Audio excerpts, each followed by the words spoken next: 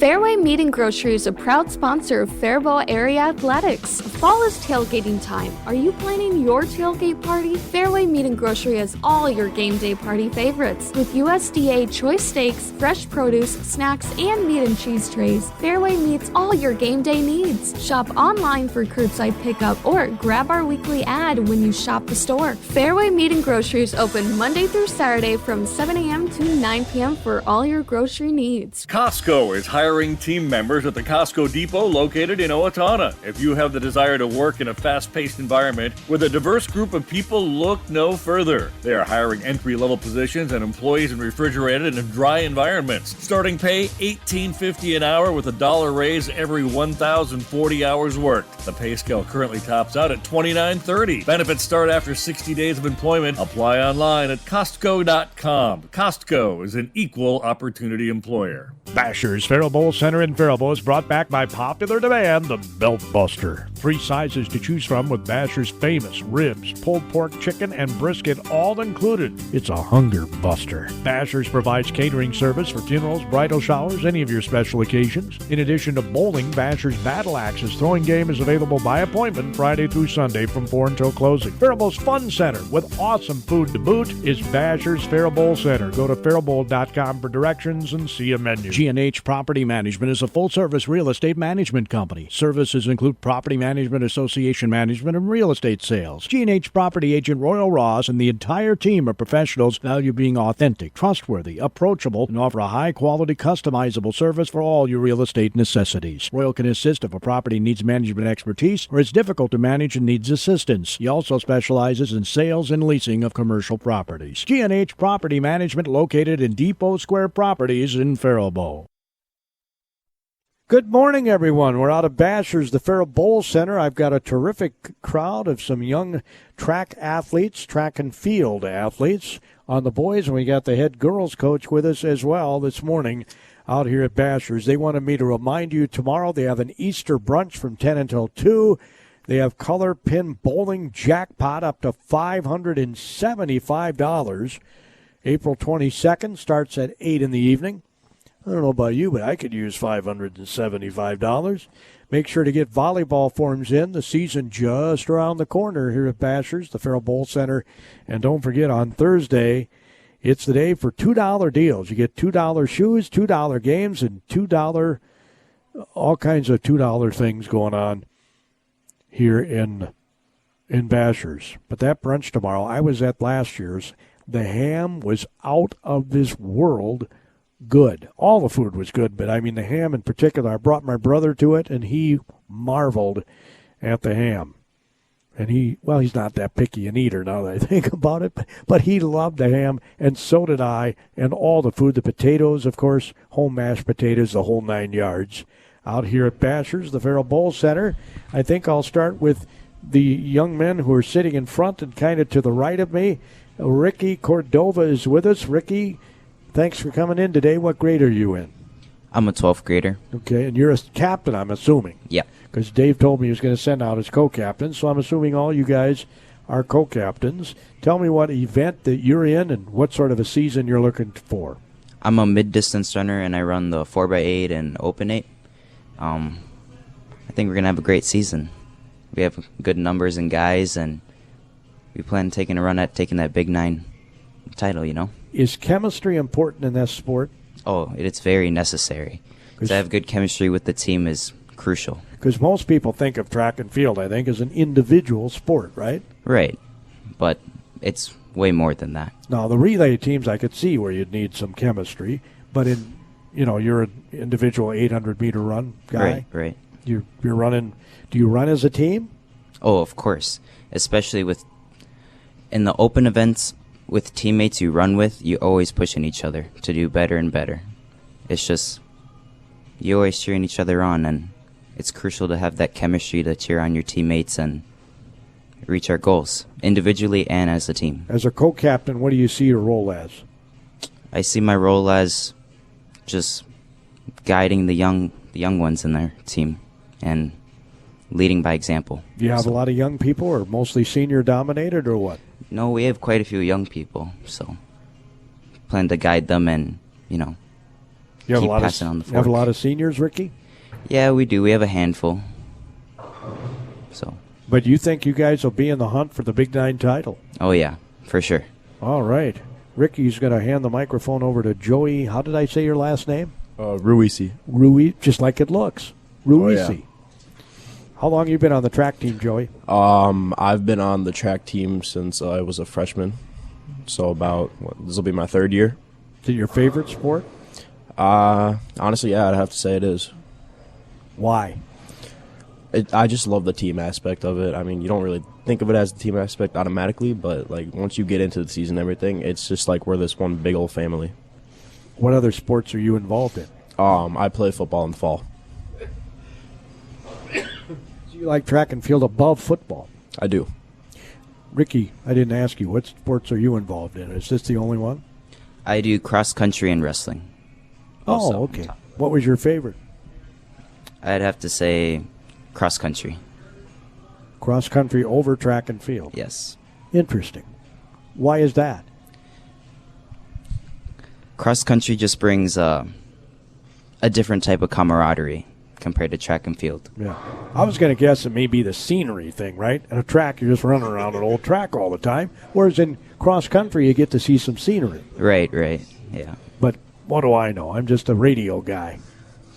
All right, Joey, you don't have to agree with Ricky, okay? Even though he's sitting to your right, you don't have to agree to him. Oh, God, no. I could never agree with having to run for fun. Do you think you have a shot at the Big 9 title? I very much do think we have a good shot at the Big 9 title. How about you personally? Me personally, I think where I'd rank among the other throwers, I have a good feeling, at least in shot put, I could rank top 5. Awesome. Fantastic. We were chatting before going on the air, and you were saying that the school record you thought was from the 1960s. Is that right? 1990s. Oh, 1990s. Yeah. That's a long time ago, though. Oh, yeah. Do you have a shot at that, you think? I mean, maybe next year, but at this current moment, I don't think I do. Oh, okay, so you're not a senior. No, I'm a junior. Okay, I didn't ask that. Dummy me. But you're a co-captain. I am. As a junior? Yes. Well, that's pretty cool. How do the co-captains get chosen? Are they chosen by the coach or are they chosen by the team? So first you have to kind of sign up to try to be a co-captain, and then the coaches will handpick people that chose to sign up. Ah. See, it's a lot different than when I was a kid. We always had the team vote. That was it when I was a kid. That's what we used to do. We did that last year and all the years prior, but we switched it up for this year. Yeah. Well, that makes some sense. All right, Patrick Budahl is also with us. Patrick, what grade are you in? Hi, I'm a 12th grader, and my primary event for track and field is throwing, but I'm looking to get my foot in the door in every event I can possibly do this season and try to kind of embrace everyone on a wider scale than just keep myself in such a niche event group. Sure. So you want to fill in where the team needs filling in. That's a very generous way of saying that. I don't think I'm good enough to do that. I just want to try every event that I can. Okay. Now, at first glance, don't be offended. I would not think of you, I said this to Joey too, as a thrower. Because you're not, I always think of throwers as really big guys, but that's not necessarily the case because you have to have quick feet, right, to be a good thrower? That's a fantastic point. Throwers tend to have that association of being a 6'5", 300-pound muscly gorilla. Yep. But a lot of the power comes from your technique and how fast you can get your hips moving. So you'd be surprised. There's some smaller fellas that can throw pretty darn far. Because the lower body, it sounds to me, must be equally or even more important than the upper body. As Weber likes to say it, arm muscles small, leg muscles big. Use leg muscles. So you do a lot of leg weight training. Squats, trying to work on your explosiveness, your high intensity, just trying to get as much power and in as short amount of time as you possibly can is a really big focus for throwers. Sure, you need a strong core, I would assume. Yeah, I would say so. I mean, to be a good thrower. Yeah. You've been throwing all your life? I joined my sophomore year, and my friends were in it, and they seemed to really enjoy it, and they just tried to get me out there, and I kind of just fell in love with it. Well, that's awesome. You guys think you might take it to the next level? Ricky, are you thinking about college track or anything? Track and field, or cross country was your favorite. That's right. Cross country, maybe in college? I have been thinking about it, but I think it's going to be later down the line. Like maybe my junior year I'll think about it. So I'll be starting out at South Central, and I'll be doing a 2-year transfer pathway to Mankato. That's the plan. That's awesome. I'm not going to be thinking about athletics those first 2 years. No, you get those generals out of the way. That's right. Ricky, you're a smart young man. How about you, Joey? I mean, yeah, honestly, that's the goal for me. Just being able to throw at the next level. That's kind of been my dream. Patrick, are you involved in any other sports? I did swimming. I really enjoyed it. College-wise activities, I don't see myself pursuing advanced level sports. But as Ricky said, I do plan to do the 2-year at South Central and transfer to a 4-year college. All right, we're going to get Mr. Tuma's thoughts. Alex is a long-distance runner. He was on the cross-country team, right, Alex? Correct. Do you prefer that over track and field? There are sides to each of them. Obviously, Ricky talked about the camaraderie and cross-country. That's what definitely separates it. But I'd say I definitely like track races more. I enjoy them more, and I think I'm better at them than cross-country as well. Do you know why? Why I'm better or why I enjoy them more? Why you're better? Oh, both.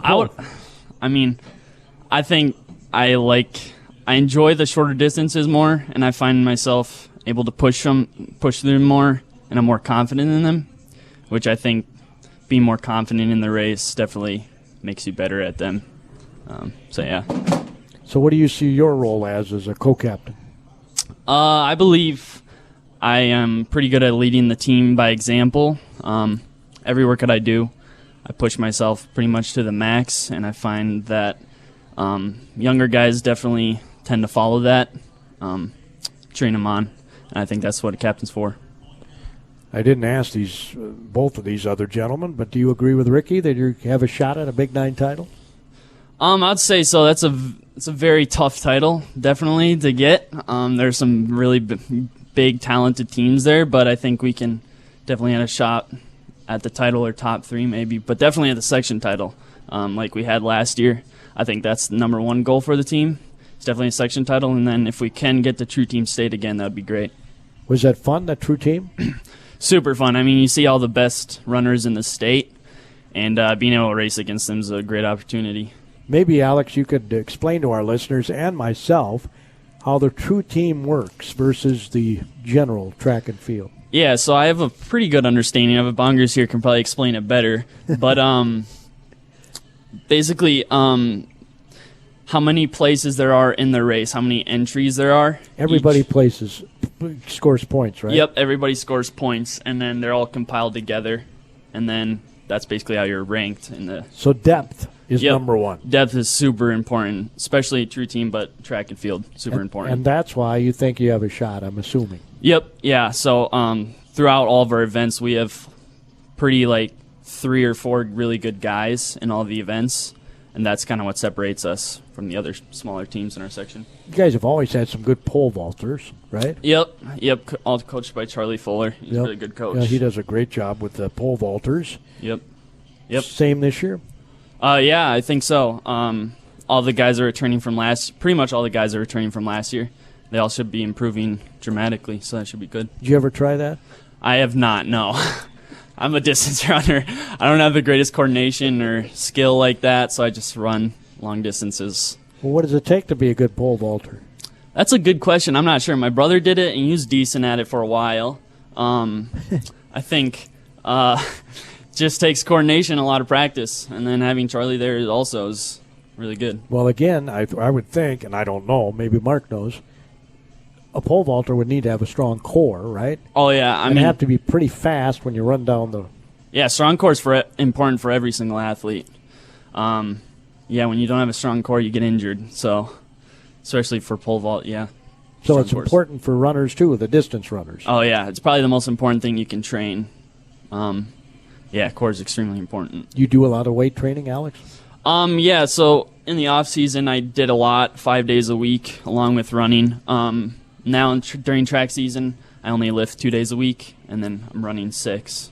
or biking a couple days. Is that something recommended by your coaches, or?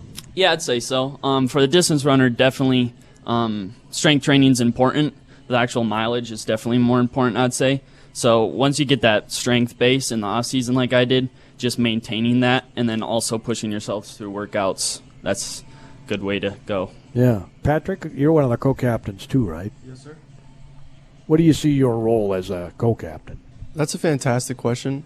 I think just like Ricky and Joey said earlier, I don't really view my role as a job. I'm there to teach and to encourage the upcoming freshmen and sophomores to continue the habits we built upon and to encourage those incoming classmen or class to join new activities and join track and field and just get involved with the program itself. What are your future plans upon graduation? As I mentioned earlier, I plan to attend a 4-year degree, and I plan to major in prosthetics and orthotics, and hopefully contributing to the artificial limb field and make improvements upon destigmatizing the views people have on prosthetics.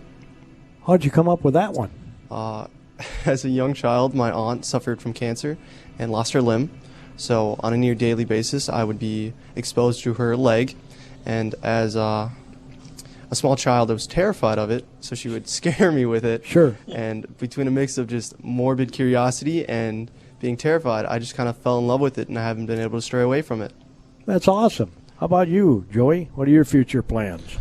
At this moment, I'm fairly unsure of what my future plans are, but all I really know is I want to go into coaching later in my life. Oh, you do? Oh, yeah. Any sport or track and field? Or primarily football and track. And if I could, honestly, my dream job would be to be a track coach a throws coach specifically at a Division I college. Oh, okay. Awesome. Did you say what you were going to do after you're going to South Central to get your generals out of the way? Do you know what you're going to do career-wise? Right, yeah. I mentioned I'd do a 2-year transfer pathway starting at South Central and going to Mankato. And I'd be pursuing social work, specifically like school social work. So. Oh, okay. You want to work in schools too? Yep. Wow. You guys must have had some awesome teachers if you want to go into schoolwork. How about you, Alex? So next year I'm going to attend University of St. Thomas. And as far as career-wise, I'm not really sure. I was maybe thinking pre-law would be nice. It's a lot of school. It is a lot of school, but I got nothing else to do, so I might as well. Well, you must like school. I do enjoy school. I've always liked learning, just in general. I don't know. St. Thomas. You going to Correct. run cross-country there? No, I will not be running cross-country there. No, that's Division I. Yep. Not good enough for Division I, but I'll run in my free time. It's a good hobby for the rest of my life. Well, now, don't sell yourself short here, Alex. I see sometimes, like the Griok race up in the cities, right? You see some Division III runners outrun the Division I runners. Yeah, no, for sure. There's some great Division III runners out there, for sure, yeah. But I think I'm just going to focus on school primarily, running my free time. So will you do the honors and introduce the gentleman to your right? Yes, so sitting right to my right is our head girls coach, Mark Bongers. Here he is. Hello. And Mark, thanks for coming out. I appreciate it. Yeah, no problem at all. Appreciate it very much. We've heard these gentlemen. You think they've been pretty accurate in their assessment of the boys' team? Yeah, the boys' team is actually a very good team. Last year they were able to make it a True Team State, which was fantastic. I think it was back in the 90s the last time they went to True Team State. So to be able to get a True Team State is a wonderful thing. And most of those gentlemen are coming back again this year, and that's what makes them so ready for able to make that next step.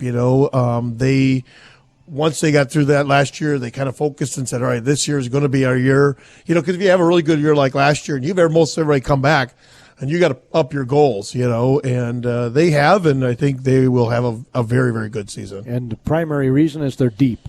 their depth, and they have some, like that's a great thing about True Team, right? You don't necessarily, depth is so important. You don't have to have the number one runner in the state, or you don't have to have the number one thrower or the number one, you have to have quality in every area. And that is what is so important in True Team. You get into section or you get into big nines, that having that big monster thrower or monster runner or, that really does a really good job. Those can give you a lot of points. But the great thing about True Team is that everybody points. And so you got good quality all the way through. That helps and stuff. And, I think one of the things also for the boys team is that they have that camaraderie. And you mentioned earlier, and I kind of want to tell you, like you said, track's an individual sport, and I go against you 100%. Like everybody runs an individual sport. Everybody runs their own individual race. But if you don't have that team back there behind you, supporting you, pushing you, like if you sit in a 4x4 and you watch a 4x4 or a 4x2 and you listen to the people's hollering and screaming as you're going around the track, there is nothing that's going to push you harder than having a strong team behind you, just being right there, hollering and cheering you on, and wherever it's at. And so we always encourage our kids to get out. The throws are usually the farthest away. We tell people to try to get out there and cheer those throws on, because that cheering is all about it. And so that's why I said it's such a team sport, because you can only throw so far, but if you feel like you have that backing, it just gives you that confidence to be able to try to make that next step. Yeah, it probably gives them an adrenaline boost, yep, right? Absolutely, yep. So that's exactly right. So how are the numbers on the girls' side? So like I said, we are low 40s right now for the girls, which is a good number. We have a lot of girls come back. So although I would say we had a few less numbers than last year, as far as the quality, we have a fantastic quality of girls coming back and stuff. And you can starting to see that in some of our jumps area and places like that, where really you can see some of the quality that's in there. And our sprinting, we've struggled for the last 5 to 7 years to get a really good sprinting girls, 4x1s, 4x2s, the open ones. And we've got a group of girls that are racing. I mean, are really doing a fantastic job, and they can put that together this year. I think they're going to make definitely some impact on those sprinting levels. You guys been outdoors a lot yet? Probably not. Huh? You're a funny man. So, no, we've been outside a couple times. We have been. It's been cold, as you well know. This whole last week, we were trying to be outside, but you did the best you can with it. But every school's doing the same, right? I mean, we're not the only school in Minnesota that's struggling with it. And, so we just embrace that and do the best you can. But it was really nice yesterday to get outside. And the last 2 days haven't been bad outside, Thursday and Friday. And both those days, the whole team was outside. Before that, it was kind of hit and miss. We'd go out for a little while, and you don't want to get too cold when you're out there and everything. But the last couple of days are nice, and next week, wow, yeah, we got to meet next Tuesday, so ecstatic about it. It's going to be in the 70s degrees. Like, I don't even know what that is for our track meet, so that'll be really nice. Yep. Ted Hansen, is that hosting? Are you hosting on Tuesday? Yep, we're hosting. Yep, we were actually hosting right at it's a home meet. Ted Nelson. Ted Nelson, yep. So, and we're hosting that, and it'll be we have a good group of schools coming there, and so we're kind of excited. We got a number of Big 9 schools coming and some smaller schools, so we got to represent all the way through, and it'll be a great meet. Everybody tells me that track that we have out there, Ted Nelson track, is one of the best, if not the best, in the state. Yeah, there's a lot of reasons. The track is a very nice track. Yes, yep. When we built that track, I don't know, was it? Dave knows all the details of when it was built, but right. When we built that track and stuff, they did it nice. The surface is a very high quality surface. It's it's fast, but yet still forgiving, and I always like that. That's a great part of the track, is that, it's, well, like I said, the first 2-3 weeks this year, we had to go out we had to work basically in the gyms and at school. And you get on the track and you're like, wow, oh, it's so nice. It's so much more forgiving for your legs and your shins. And, there's so much nicer. So yes, we have a fantastic track. All right. I'm going to ask Alex, is it your favorite track to run on? You don't have to say it is. Oh, I'd say it definitely is. Basically 2 reasons. Like Bongers was talking about, the actual quality of it. It's a great track because of that, because, there's some tracks kind of polar opposites. They can either be like super hard and they're fast, but then that's not very forgiving on your legs, or they're kind of almost squishy in a way, and they're not fast at all. This one's a great mix of in between. And then also you have the home crowd. So that's definitely nice when you're running the mile or 32 and you're just running along and everybody's cheering for you. It's a great feeling. So, Patrick, are you guys the farthest out? He was mentioning the throws typically are the farthest out. Yeah, that would be correct. Since we throw, we got to have a large area not to hit anybody. So Yeah, you wouldn't want to do that. no. But as you were mentioning about the track, I would argue we have some fantastic throwing circles. They're close enough together that you can still cheer your teammates on without being too far from the other action. And you can still see from one side of the thrower's pit into the track to see your teammates running and cheering and just having a blast. Do you get a lot of people out, Joey, to watch you guys throw? Not as much as we'd like, I mean, we usually get maybe a couple people coming out to watch throws, but as said before, we are some tracks we are very far out. Like I know Red Wing, you almost have like a quarter-mile walk. That's what it feels like, at least. So do you have a favorite place to throw? I'd have to say Mankato East is my favorite place to throw. Every time I've thrown there, I've PR'd, so just naturally it has become my favorite place to throw. No, well, if I was PRing there, it'd be my natural first one, too. How about you, Ricky? You have a favorite track? I'd say our Ted Nelson track. It's a very nice track compared to some in our conference, so yeah. So some of the conference is not really good. Like what Alex said earlier, some of them are not as giving. We have some stiff tracks in our conference, and we have some really squishy ones, so ours has a really nice balance, and we tend to get a lot of PRs in our track. So do you have a time in mind for the 800 this year? Are you goal-oriented in that way, or? Yeah, no, I definitely have some goals. For the Open 8, for example, I'd like to get under 205. So last year I ran a 212, and obviously running the 4x8 and the Open 8, the 4x8 is always the first event in a track meet, and I usually don't get any fresh starts for that. So it'd be nice to get under 205 for the Open 8. Where do you run in the 4x4? I don't run the 4x4. I mean the 4x8. Yeah, the 4x8, last year at least I ran first leg, so I'd be the first runner. But as we lost some great runners, Thomas Malika and Henry Schonebaum, that's probably going to mix up a little bit our order, and, we'll just see where it goes from there. Okay. Yeah. Mark, what makes a good leadoff guy? I'm assuming people have different philosophies. Yeah, there is there's always that aspect. Do you front load or do you back load? And everybody don't know. People know what that is. Yeah. Basically, do you put your big, strong runners, fast runners in the lead, and then try to have your later runners try to hold that, or do you do the opposite way around, where you maybe have a little bit of your slower couple 800s, and then you put your last two 800s as being your big explosive 800s? My philosophy has always been I like a little more of a balance. Unless it depends on the team I'm running against. Sometimes I will play around with that, but I like that balance. And Ricky has in many years because he does offer that balance. And I always say that first leg has got to be an attacker a little bit, because they talk takeoff. Basically, everybody's together, right? And the idea and the hopes is that person is able to hold that so that the second runner has everybody to run with. You don't want them to be falling far enough behind. If they're 20 or 30 meters behind by the time that second runner gets the baton, they kind of feel like they're out of the race, right?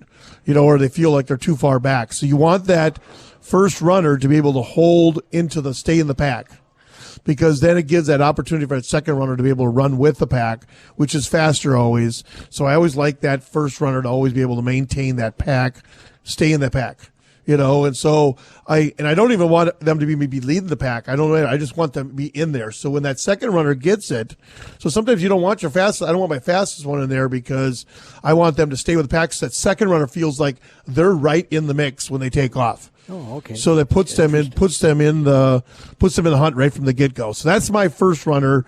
I always like to have them a good pack runner. Like they will stay. Like if that pack takes off, they'll go with that pack. Like they don't think about time; they think about the pack. And I like that kind of a runner. Now Dave was telling me that he works a little with some ladies, and you work a little with the guys too, right? Yeah. So we actually have assistant coaches and coaches, and so I actually specialize in the distance. So distance and mid-distance and stuff then. So I'm actually head coach for cross-country too. So being head coach of cross-country and then coming into track, I do a lot with distance. Well, we plumb run out of time this week. I certainly appreciate all the guys coming out here. It was awesome. And we'll have another coach's show from Bashers, the Faribowl Center next week. Don't forget Easter brunch tomorrow, and you will not be disappointed. I guarantee you bring out the family. Delicious. 10 to 2 tomorrow out here at Bashers. Call for your reservation, okay?